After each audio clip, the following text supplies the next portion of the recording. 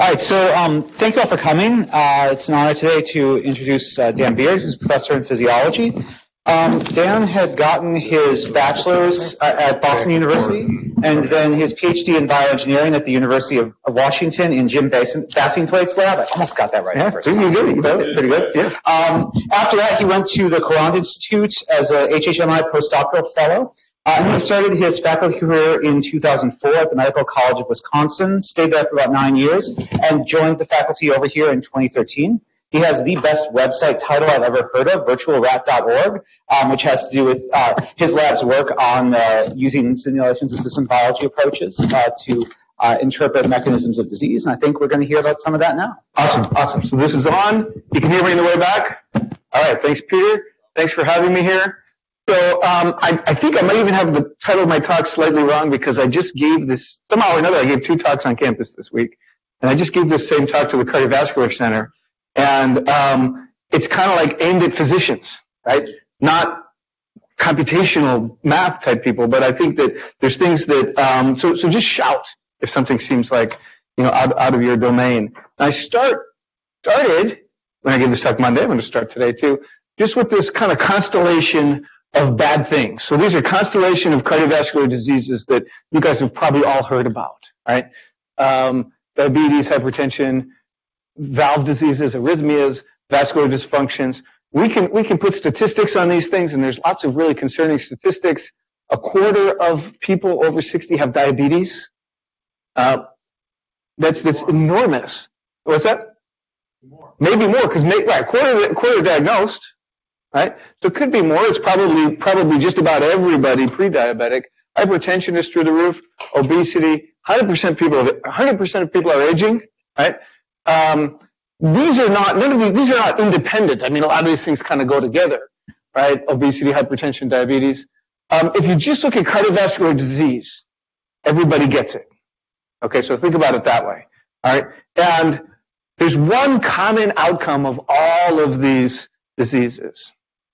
Heart failure, okay? So heart failure is like the Rome of cardiovascular disease. All roads lead to heart failure, right? And if you get a bunch of doctors in a room, even cardiologists, and you say, what is heart failure? You're not going to get a very good answer because nobody has a really good answer. Does anybody maybe go, what's heart failure? And so if you, that's a good answer actually because it's equivocating enough, right? It's not super specific, right? Well, if you look like NIH, these are definitions for lay people. They say heart can't pump enough blood to meet the body's needs. Same sort of thing here from American Heart. The problem with these definitions is that if you look at patient records, and we've been looking at lots of patient record data from lots of heart failure patients, they don't have low cardiac output, okay, for the most part. So that's not really a great definition. This definition here from British Society says, this UK group says, it's a condition in which your heart does not pump blood as efficiently around your body as it should. And that's, I don't even know what that means exactly. I mean, I know what efficiency means because I'm an engineer, okay? But that's not what these people mean by efficiency, okay? I mean thermodynamic efficiency, right? And we're going to even talk about that in a minute. This is the textbook we use with the med students. And I like this definition, okay. So heart failure is present when the heart is unable to pump blood, same thing, at a sufficient rate to meet the metabolic demands, or is unable to do so only if cardiac filling pressures are abnormally high. So that's what happens. What's that? Yeah, that's right. Yeah. So this book is actually written, it's organized by Lilly, but it's actually written by med students over the years, and it's updated by med students. It's out of Harvard Med School. It's a good textbook for, cardiology. It's a good basic, it's a real simple textbook. It's not a great physiology book. I added this extra phrase in here. So, unable to recruit reserve cardiac output to meet the demands of the periphery and exercise. But what really the biggest primary complaint in heart failure is I'm out of breath when I walk up a flight of stairs or when I walk around the block. It's intolerance to exercise. Okay, so you may be able to pump enough blood. The heart may do just fine when you're lying in bed or you're sitting in a chair. But as soon as you want to do some exercise, it can't keep up. And so exercise is super important. We're going to talk about exercise. Okay, so talk about it just right now. Anybody want to guess? And of course, By the way, none of the cardiologists knew this answer. So what's the number one predictor of mortality and heart failure? And the reason why they didn't know the answer, because it's not a very useful predictor, because it's hard to measure.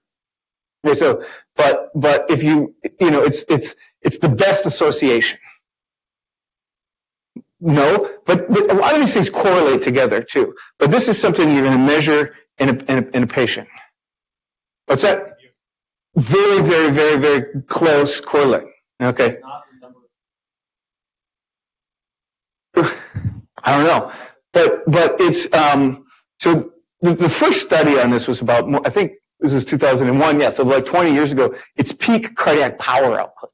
Okay, how much power can the heart generate? And if you separate people that are diagnosed with heart failure, and this is before the days of HFpEF, so this is good old-fashioned heart failure with reduced ejection fraction. We'll talk about that. Folks whose hearts can put out, this is the left side, can put out a little 2 watts or more, roughly speaking, versus folks that can't. Okay, there's a big, big distinction in mortality. Okay, so 2 watts. What's 2 watts? Is that a lot or a little? Okay, so it sounds like a low number, 2 watts. How do we measure, by the way, how do we measure cardiac power? So, stroke work. Stroke work is the area in the pressure volume loop. That's how much work the heart does every beat. Any engineers in the room? There's an engineer. So how do you measure how much power can be generated by, say, a Carnot cycle or a diesel cycle? It's the pressure volume loop. Same thing as the heart. Okay, so that's called stroke work. It's called stroke work if you're a diesel mechanic. It's called stroke work if you're a cardiologist. Okay, heart rate times stroke work. It's hard to measure stroke work. It's approximately cardiac output times mean arterial pressure. Okay, so some cool numbers. I like these numbers. How much energy are you burning right now sitting in your chair? So the food energy, how much calories are you burning? So you're working at about 100 watts at rest. Okay? Yeah. A 100-watt lead bulb. Yeah, not an LED. About 5 watts of that is your heart. Okay? That's the food it's eating. Okay? It's burning calories at a rate of 5 watts. Fats and carbohydrates. The brain. What's that? I don't know what the brain is. The brain is about 20% of cardiac output. So it's probably, roughly speaking, it's probably about 20% of this number too. Yeah. Yeah. Yeah. 20 watts. Yeah, 20 watts of energy. Of course, it's not doing any work in a mechanical sense, right? The heart's doing work, and we can measure it in a mechanical sense, right? PV work, right? Pressure volume work. So you could think in terms of mechanical efficiency, the brain is only dissipating energy in the end of the day, right? It's taking those 20 watts and not doing any work. Of course, all the work that the heart does gets dissipated viscously in the circulation too, right? So none of us are doing any work right now if we're just standing still, right? Unless we start walking up the stairs. Okay, so these 5 watts are converted to ATP hydrolysis potential with about 50% efficiency, roughly speaking. And then this ATP hydrolysis potential is converted to do work. The actual power output of the heart at rest is about 1 watt, right? And I told you that these heart failure patients can do about 2 watts when they exercise, okay? A healthy young person can do about 4 or 5 watts, okay? If you're an Olympic athlete, endurance sport athlete, you could probably do like 8 or 10 watts, okay? That's sort of max exercise, but that's not a normal person. Okay, so that's a really small number. That's about 1/1000th of a horsepower, by the way. So that's how much work your heart does. Not a great deal. Okay, and this is, if we want to think about efficiency, there's different ways we can think about efficiency, but if we look at converting carbohydrates or hydrocarbons to work, it's about a 20% efficiency.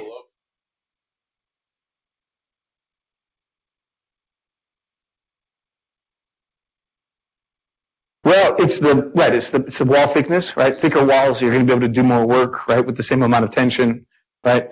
And of course, these dilated hearts, when people get sick, it's going to, you need to generate a lot more tension in order to get the same kind of pressure, right? So we'll look at that in a little bit.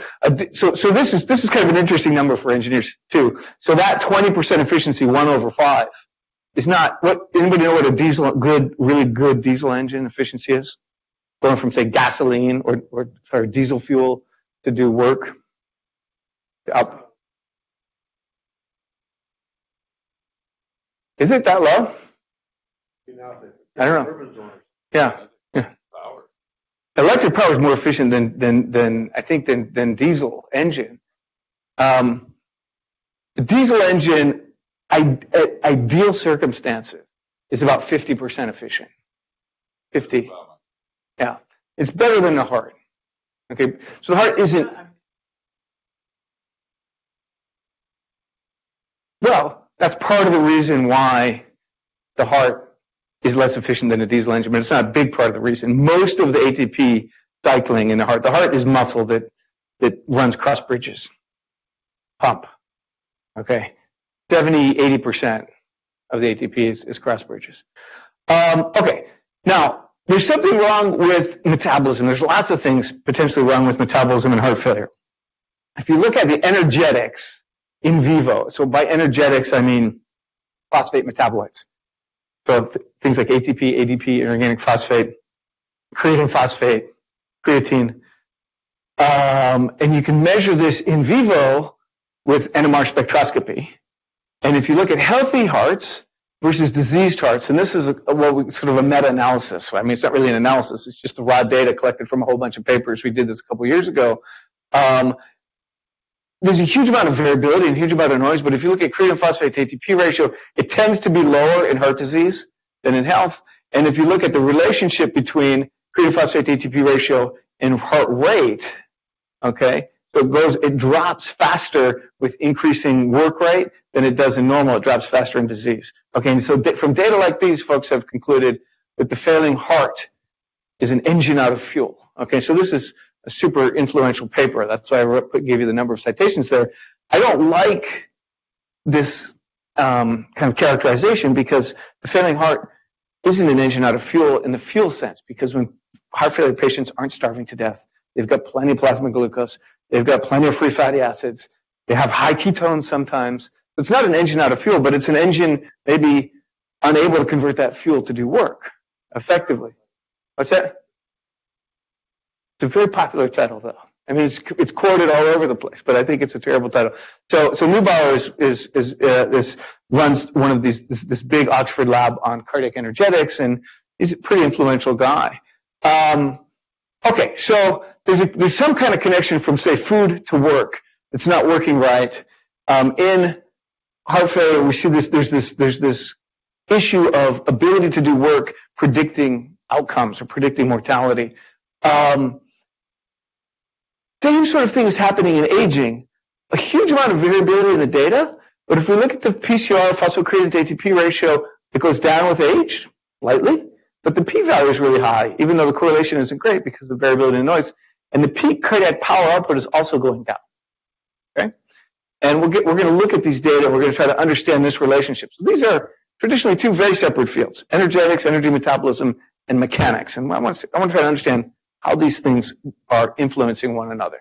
So, okay. So folks conclude from these kind of data, okay, so the heart makes all of its ATP from mitochondrial oxidative phosphorylation. So if there's something wrong with the energetics, the conclusion is, oh, there's something wrong with the mitochondria. Okay? No question. All right? And then this is also a terrible kind of figure, I think, because what this figure says is that in heart failure, because of these kind of data, supply and demand are out of balance. Okay?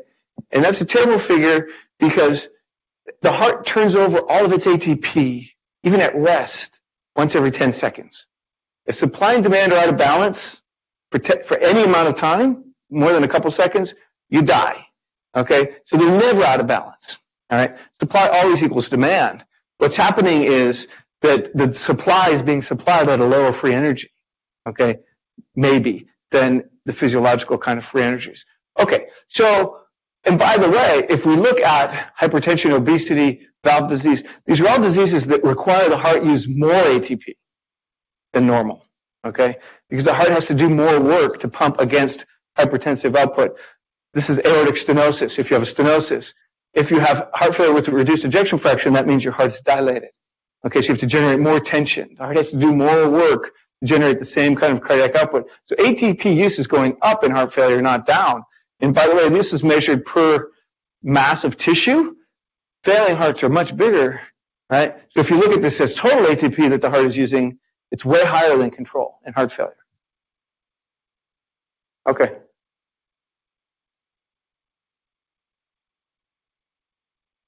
This?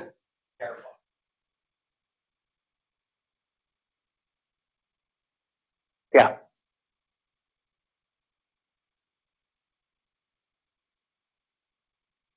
It's like a buffer.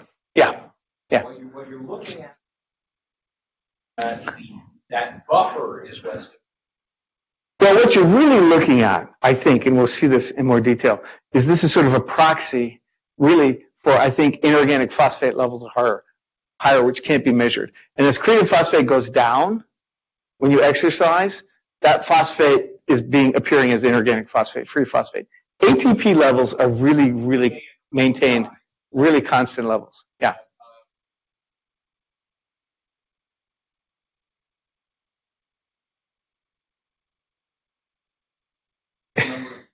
So now it's a number that they normalize to, because it's convenient. So both of these things are measured by area under the peak of your spectrum, of your, and so there's no absolute quantification here. So you just look at area under the peak of one thing versus the other, right? And the ATP is pretty constant, so it's convenient. It's really just creatine phosphate is down. Now it could be, and we'll see that it's actually in heart failure, total creatine is a lot lower than normal. Also, total adinucleotides are much lower than normal. Okay, it turns out that the creatine is going down a little bit more than the total adinucleotides. But the important thing is this drop, and that's happening much more steep because you get this bigger increase in inorganic phosphate. And so we're going to hopefully explain that.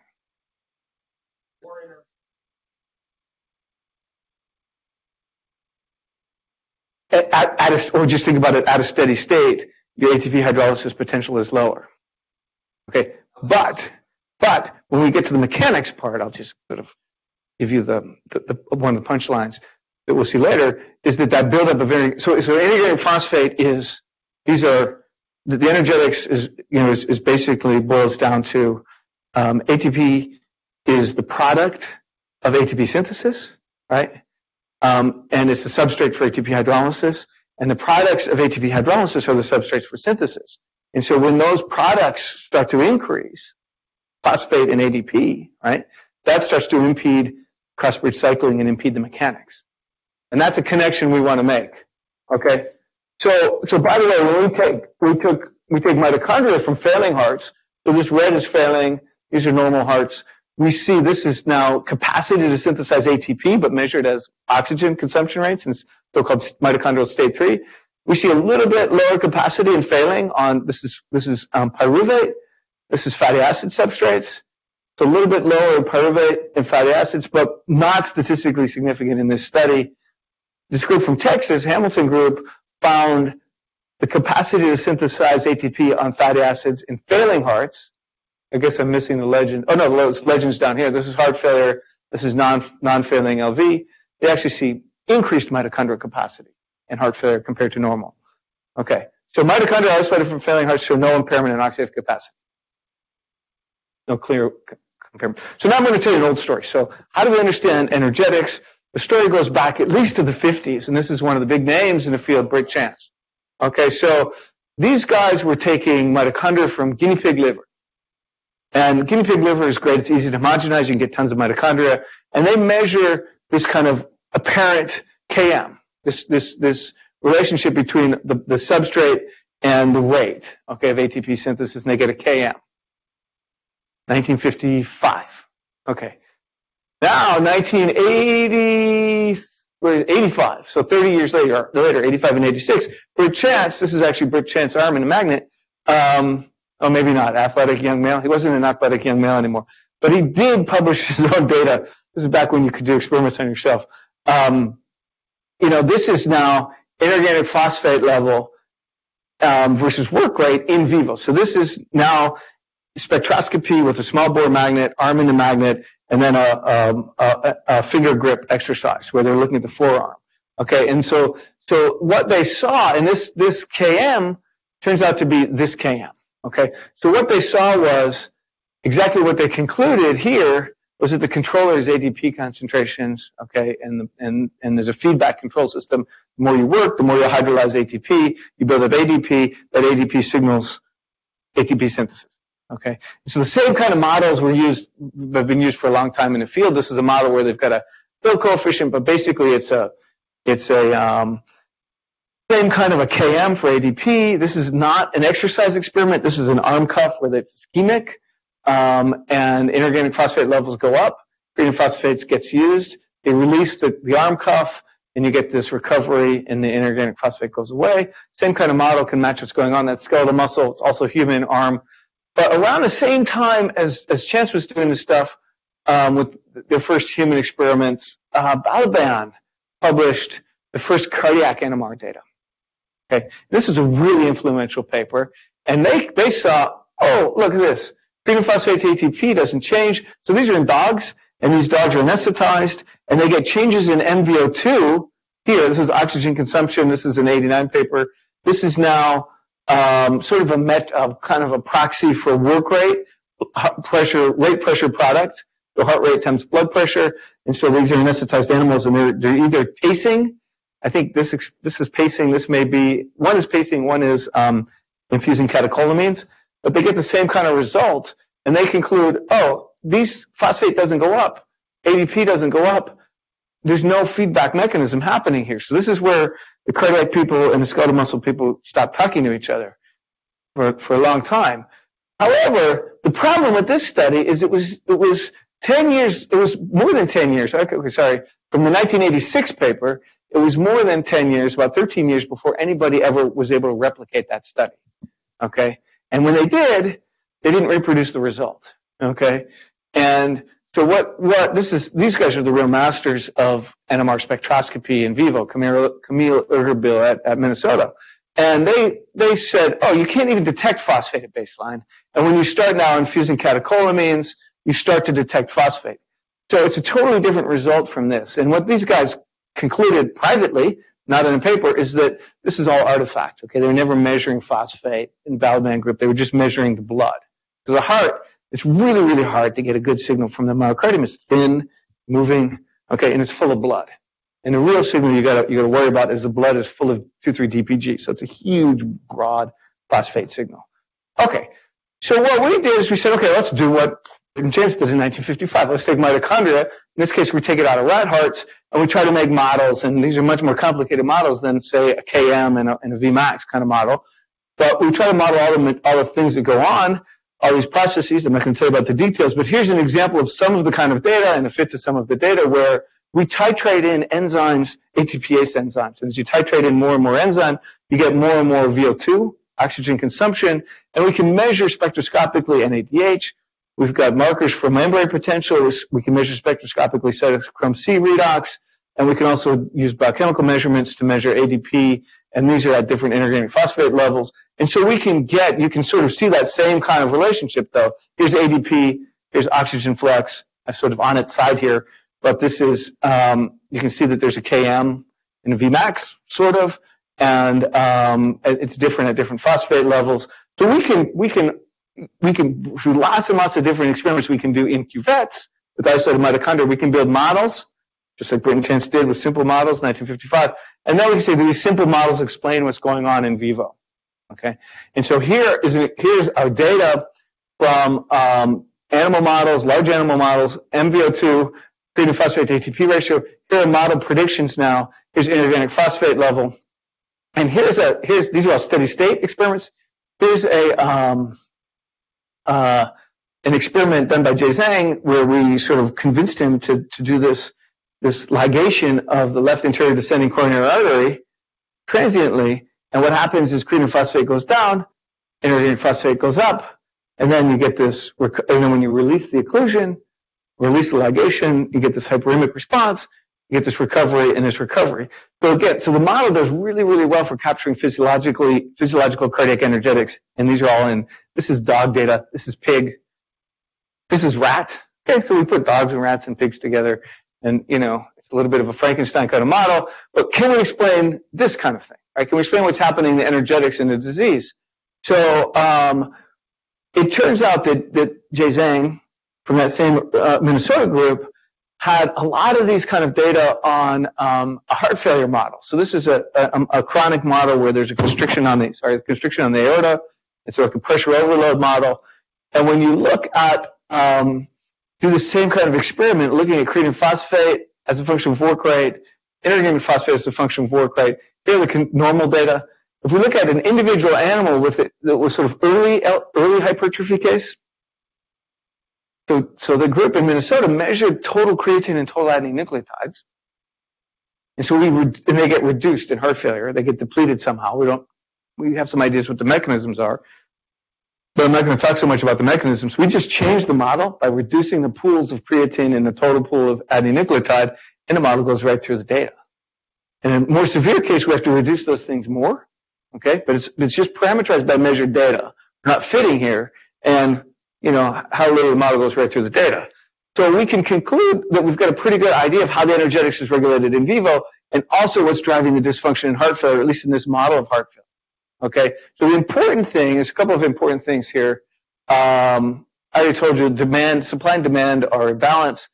Mitochondria that we take from failing hearts show no impairment in oxidative capacity compared to normal hearts. We were able to predict all of these relationships in normal and then in hypertrophy, and then this is severe hypertrophy with heart failure, with a model where we don't do anything to the mitochondria. There's no mitochondrial impairment. The changes in energetics come from these pools of metabolites which are outside of the mitochondria. The mitochondria function, they work differently in heart failure in the model than they do in normal, but it's only because of the world they're living in, not because of some intrinsic dysfunction in the mitochondria. So it's not to say mitochondria are not intrinsically dysfunctional, but we can certainly explain the data on the energetics with mitochondria that are perfectly normal. Okay, and that's actually a really old story. That's, the reduction in creatine phosphate in the creatine pool was observed in the 30s in heart failure. Okay, and these papers have been mostly ignored. And a friend of mine dug these out and said, "Geez, you really, I don't know how he found these." But he said, "You got to be looking at these papers from the 30s." Anyhow, so what about aging?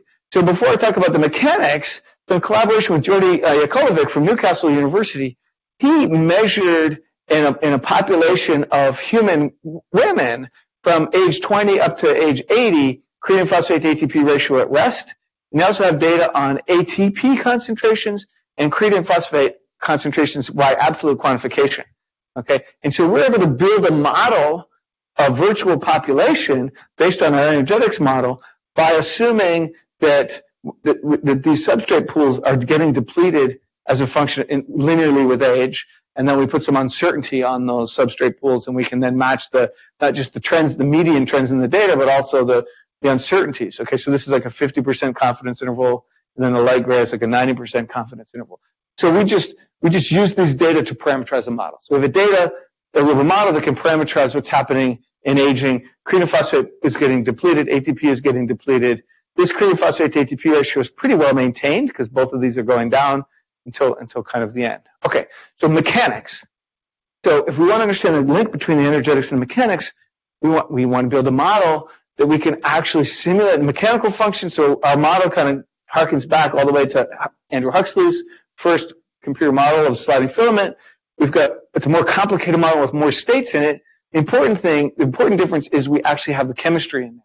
So we have these ATP, ADP, and inorganic phosphate binding and unbinding steps. So we can simulate how the mechanics change. And I just want to go a little quickly. We do experiments to try to get at in isolated in skin fibers to try to parameterize the model, and then we can do computer experiments, to try to validate the model. So here's a classic kind of computer experiment done by Kerry McDonald's lab. So this is in our data. What they do is they take a muscle fiber and you do a slack restretch experiment. Okay, so the muscle is sitting at some tension, you let it go, and then you restretch it, and you measure what's called the KTR, the tension redevelopment rate.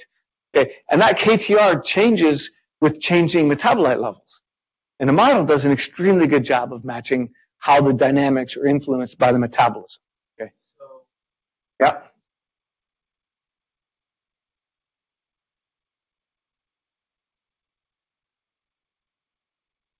Yep.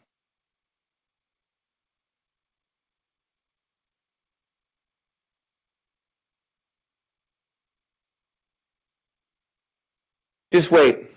Hold that question. Okay? All right. So the first thing we did was we said, well, can we put a model? This is an old paper now. Can we put all this together in a model? Okay. So we have computer models of the cross bridge. We have computer models of mitochondrial metabolism. We have computer models of cardiomyocytes and how they generate the action potential and how they handle calcium. Put all that together inside a model of the cell. Put that cell model inside a really simple model of cardiac mechanics and heart pumping. Put that heart model inside a really crude model of the circulation. So a crude model of the circulation where we've got some resistors and some capacitors that represent circulatory function. And then we can measure what happens. We can then start simulate sort of a normal pressure volume loop, normal cardiac cycle in a rat. There's that virtual rat business. Okay. Now what happens is if we then take our dog model of heart failure energetics and we impose it on the myocardium here at the cell level, it causes heart failure. Okay? It's just a model prediction, but it causes reduced ejection fraction. It causes congestion. Okay, and the reason it's doing that is mostly not because of what you said about impairing the relaxation. I think it's what you said. It's buildup of phosphate that's slowing down the cross-bridge cycle. Now, it does have an effect on systolic function and on diastolic function. Okay, but again, this is now taking data from lots of different species and putting it all together. And as a matter of fact, I'm not telling you, but we've been pursuing now lots of experiments where we're trying to make all of the measurements all in rat. Okay, and trying to go after this hypothesis in rat, partly by hitting metabolic targets which can reverse or ameliorate the metabolic changes, and then do they affect the mechanical changes? But I want to go and talk about some new simulations that we just started doing with humans. Okay, so with a collaborator from Ohio State who's got a lot of human heart data on the mechanical side of things, we're able to scale our cross-bridge model for humans. Okay, and then we just scale up the heart and we scale up the circulatory system, and we can make a model of cardiac mechanical energetic coupling in humans. All right, and so this is model prediction. It's a little crude and simple, but this is a cardiac cycle where we have left ventricular pressure development, relaxation. This is aortic pressure, okay, up here. This is a pressure volume loop we get out of the model. Okay, and what happens if we couple this mechanical model to the energetics, and specifically the energetics that we see in aging? Okay, so how do we do that? So let's look at the normal case first. So when we put all that together, in order to get this simulation, this is sort of some of the things that are happening underneath that simulation. So tryptomyosin binds to calcium and then unbinds to calcium during the cardiac cycle. So this time window is T over big T is the period of the cardiac cycle. At rest, it's about 1 second, right? Some of those myosin cross bridges attach, right? This is sort of this picture here going from unattached to attached, right? But they don't all attach. So there's this sort of attaching. I don't know if you know how much the way the cross bridges work is they attach, they ratchet, they unattach, they attach, they ratchet, and that's how the muscle develops tension, and that's how the heart can inject.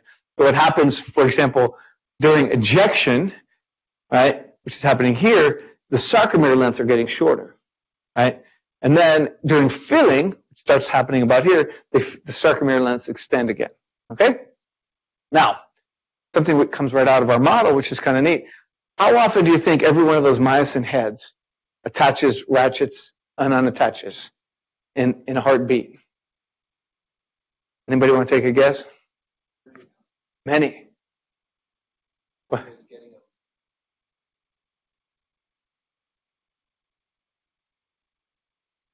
That's not going to help you because you could have one. It could just do once, but I don't think you're going to get there that way. But yeah, if I knew what the R was. So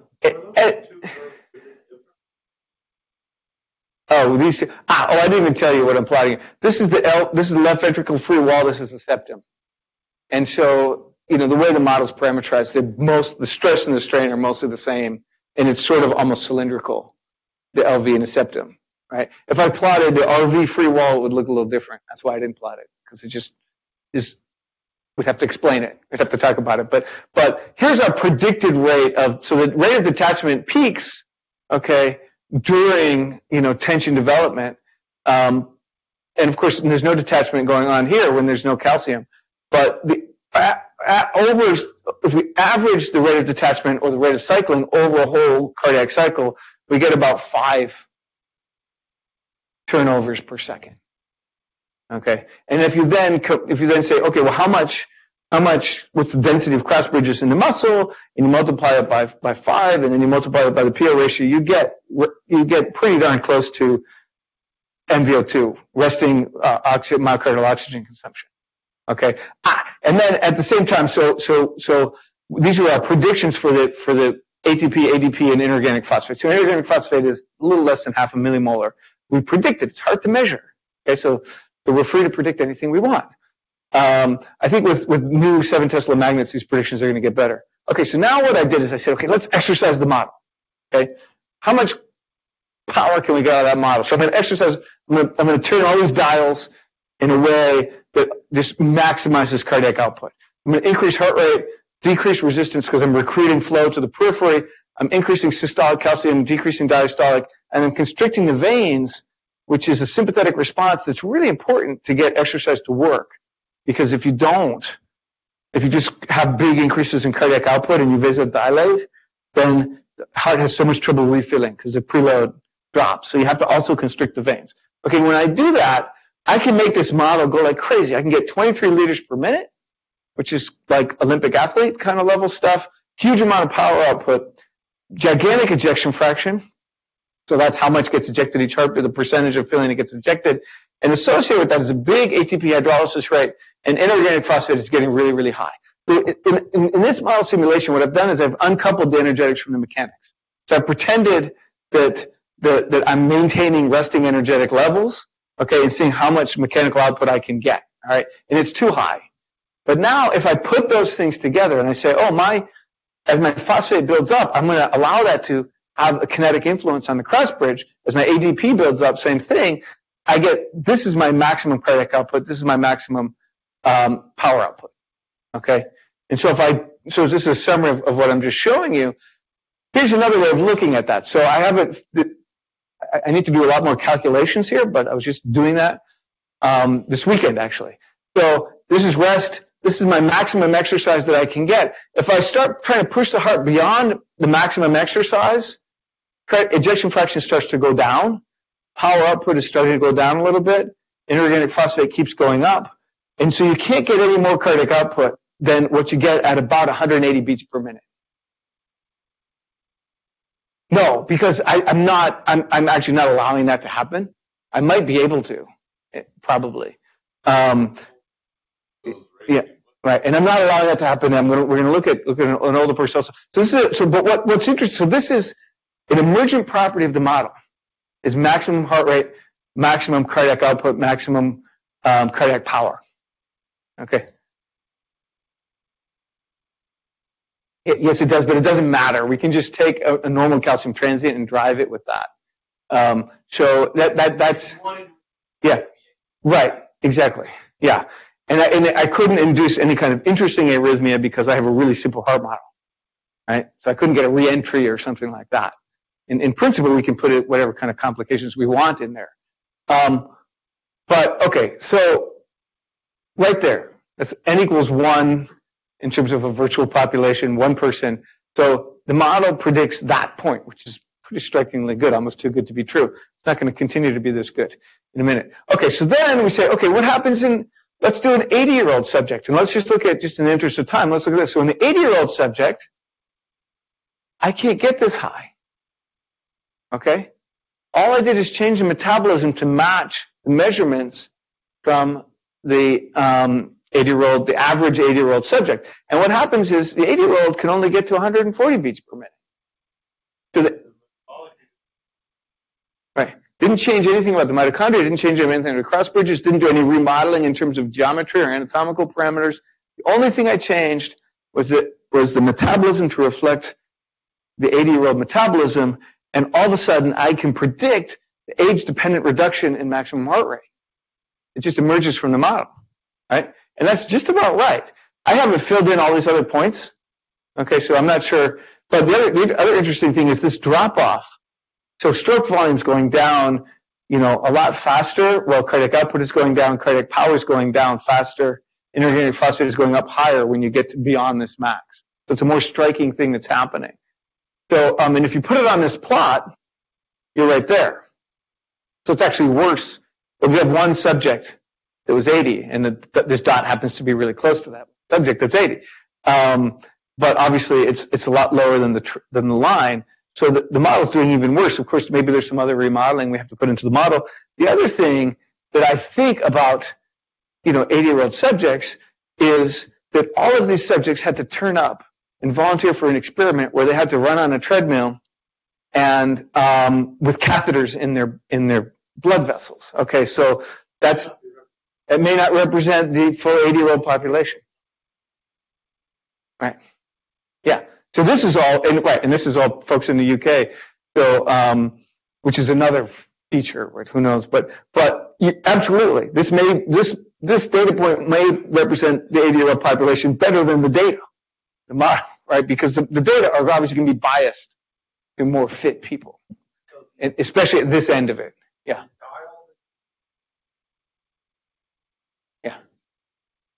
No, but that is what predicted to be the dial that I turned is I changed the metabolic pools in the myocardium, the total creatine pool, the total adinucleotide pool that allowed me to match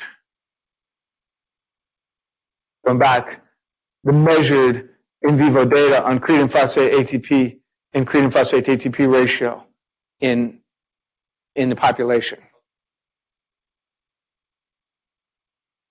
Well, we mean the same. So ATP, the reason ATP is going down with age, and it's going down not because the total adinucleotide pool is going down. So there's less ADP plus ADP plus AMP. All right? Yeah. And this is representing rest, not exercise. And inorganic phosphate, I don't know, of course we don't have data here. These are all predictions, but the prediction is that it's about 0.5 millimolar down here. And not only is it increasing with age, but the uncertainty is increasing, or the variability is increasing with age. And I don't know if that's because the uncertainty in the model is wrong. The model might be just wrong, but or it's because the variability in the population is actually increasing a lot. This is predicted variation. Yeah. So the parameters come from matching the data. So this is a 50% confidence interval. This is the median. And so 50% of the data, if you look at all of my data here, are within the 50% confidence range, and this is 90% range, and so 90% are within a 90%, roughly speaking. Okay. Nope. Right. Yep, exactly. You got it. Right. Right. No. The free phosphate's going up, but the phosphate. Right, exactly. Pool sizes. Right. Total adinucleotides, total creatine, and total phosphate, and they're all going down. Yeah, but the free phosphate is going up in the prediction, and so these are the predictions of what's happening with phosphate. Right? Yeah, that's okay, sure. Yeah, and again, these are hot off the presses, these simulations, and I haven't filled in. There's a lot to fill in here. Okay, and in fact, there's a lot to fill in terms of this virtual population too. Right, so I've got one 20-year-old and one 80-year-old, and we're not. These are the median numbers, and so, the prediction is the prediction. It's not right there. So, like I said, when I said this is probably too good to be true, it probably is, but it's pretty good anyhow. And we do get the right kind of trend. So that's kind of it. In terms of energetics and heart failure, so we think a big part of the phenotype, a big driver, is this depletion of these metabolic pools. Okay. In terms of what's happening to the mitochondria themselves, that's kind of up for debate. And we need to do a lot more experiments. And we're doing experiments here, and also we're doing experiments with the group that we work with at Ohio State in cardiology. Cardiac mechanical energetics coupling, and this is the big story, right? Putting the energetics and the mechanics together in aging and in heart failure. So the same thing we're seeing in failure, this depletion of these metabolic pools, seems to be explaining fairly well the energetic phenotype of the aging heart, just as well as in the failing heart, right? And what we predict is this energetic status is a major determinant of the maximum cardiac output. Okay, so we can predict. The only thing different between, ultimately, in terms of what the mechanics is seeing between, say, the 20-year-old and the 80-year-old is the mitochondrial capacity in the setting of what substrate pools are to deliver ATP for the cross bridges. Okay, so and of course that change in exercise capacity is allowing us to predict at least as well as or as poorly as what we're predicting here in heart failure case. Okay, so the corollary of all this is that if we can fix that, then we should be able to restore function in heart failure and maybe in aging. And so that's something we're trying to do. It's a whole other talk, and that's something we're targeting in our rat models. The rat there's a lot of problems with rats for cardiovascular as cardiovascular models. But one of the problems with rats is that, you know, if you were to scale them to maximum heart rate, if this is the maximum heart rate of a rat, its resting heart rate is about here.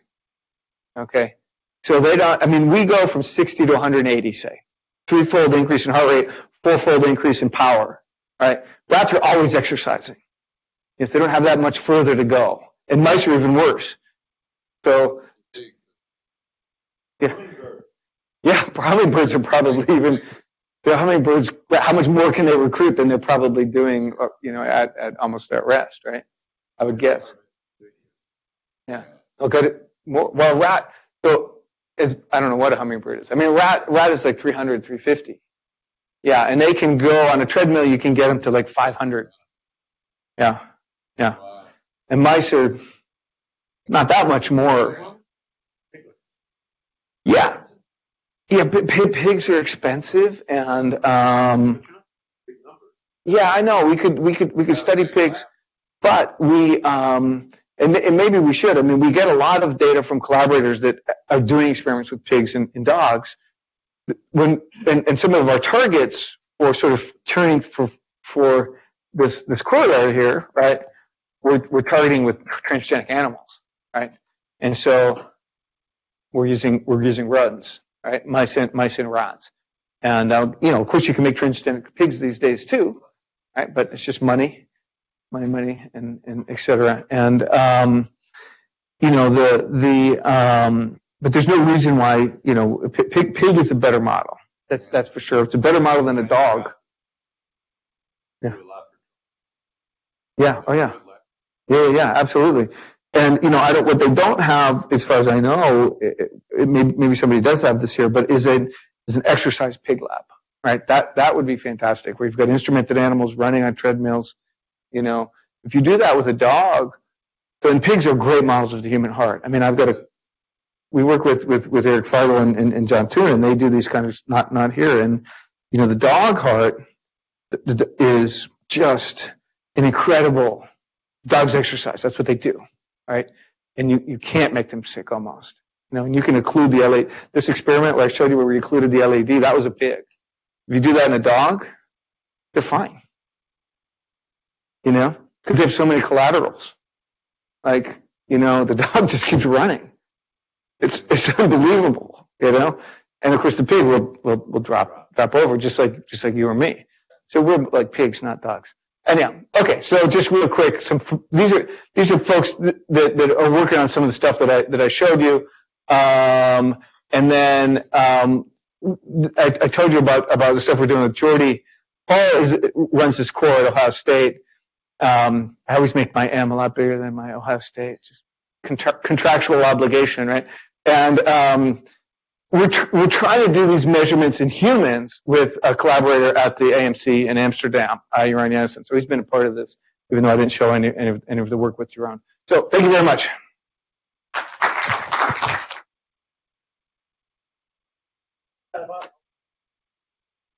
Questions? I was like a lot of you mentioned the pulmonary cycle. Yeah. Yes and no.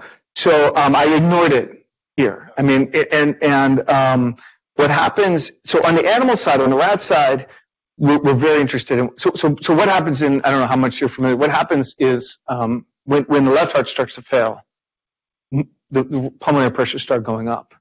And one of the things that does is that's actually compensatory because it's giving more help to the left side to fill, right? And so those pulmonary pressures go up, and then the right heart starts to hypertrophy and have to do more work, and then eventually the right heart starts to fail. And that's really the end. Okay, so especially if the primary insult is on the left side, by the time the right heart is failing, that's a problem. So we've been looking at the right side in terms of our animal models and trying to and we see what you expect to see in terms of the phenotype. But for the most part, in terms of trying to understand this mechanical energetic coupling, we've been just ignoring the right heart. But that's going to change. We're trying to do more, put the same kind of, sort of microscope on the right side going forward. And we're looking at pulmonary hypertension models also with a collaborator in Madison. I'm interested in the model and yeah. kind of capacitive resistance model. Yeah. The three models. I mean, that seems like that's methodologically interesting. Yes, and I just said it's magic, right? I just said we just did it. I'm wondering if you could take a second. Yeah. So in this case, I mean, there is nothing super clever we're doing here, right? Exactly. So the way the big thing is the metabolic model and the energetics model, and luckily these things operate on two completely different time scales. So we can run the mechanics model and we can say, well, what's the demand rate? And then on its own, and then we can run the energetics model, and we can say, okay, given that demand rate, what are the metabolite levels? And then we can just do sort of an iteration, and it settles down pretty quickly, right? If it doesn't settle down, then if it starts not settling, then we have to do something slightly more clever. But we sort of separate things like that, okay?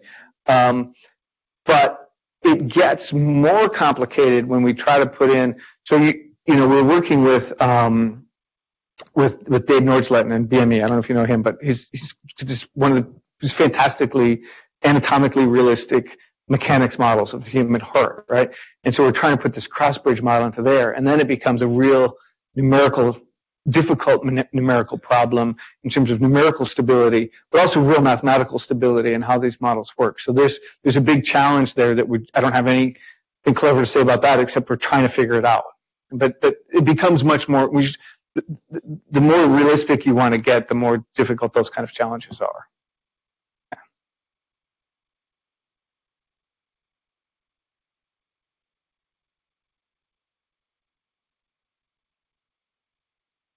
Yeah. And not mitochondria. Maybe, but yeah. Yeah. Yeah. Content, right. etc. Yeah. So it doesn't look like total mitochondrial content is going down. Okay. In the rat model, actually it does go down. Okay. In the humans, it doesn't look like it does go down. And so I'm going to answer the easier question first.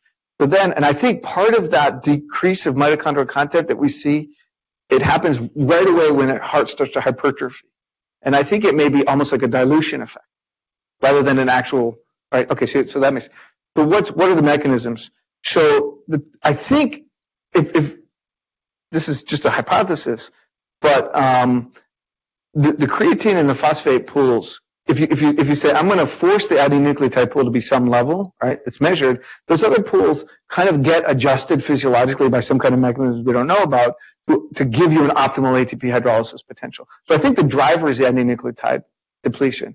Now, how is that getting depleted? So that's the adinucleotide pools were always in balance on the very, very long time scales by there are degradation pathways, and so you sounds like you know about these things, but so you have this adenylate kinase which makes AMP, then AMP gets deaminated. There's also a nucleotidase to make adenosine, and so inosine, xanthine, all of these sort of degradation products leak out of the myocardium. You also have salvage pathways, and you also have de novo synthesis. So the degradation pathways are all upregulated the more you push the heart. They're all upregulated in exercise. And I think what's happening when you're chronically exercising, like hypertension or pressure overload kind of situation, or in a dilated kind of situation, you're just tipping that balance. so that you go to a new steady state where your degradation is higher. So those are the enzymes we're targeting, the AMP deaminase and the nucleotidase and a couple of other enzymes to try to inhibit that degradation process to maintain these pools. And so it's early days on that. We're trying to get the rats to work properly. Yeah. In the model, it's easy. The rats is hard. Yeah. That does sort of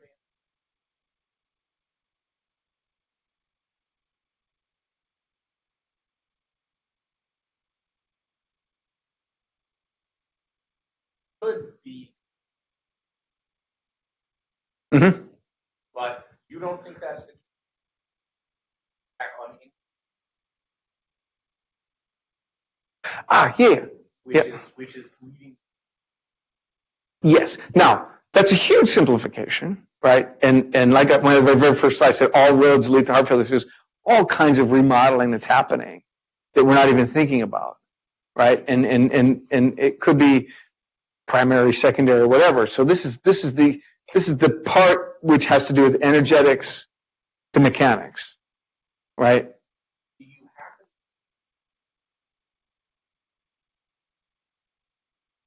Yeah. to measure these things? Oh, I don't know the answer to that. Yeah, we should ask that. That's a question we should be asking now. I bet. Yeah. Yeah. I think those results are Yeah. doing Yeah. various kinds. Yeah, you're probably right. Yeah. Yeah. I mean, we're doing the measurements in hearts and we are getting, in human hearts and we have healthy controls, quote unquote healthy controls are not the best controls always, but we get explanted hearts, right? From transplants. So these are really end stage failure, right? So we don't have a time course. But in the heart, you absolutely see these big drops, in failure, not necessarily in aging. Sure. Suppose that they were where you had, stiffening or whatever loss pool. Mm-hmm. Someone who has both is much more likely to get a transplant. Yeah. Assumes is one to compensate for the other. Yeah. Yeah, and so, right, these complicate what you can do with human tissue, right? Yeah. Very good. Great. Yeah. Thank you very much. Thank you. Thanks a lot, guys. Yeah. There you go. Yeah. It's been a while. See what you're doing. Nice to see you. Yeah, thanks. It really caught me when you said Eric Feigl.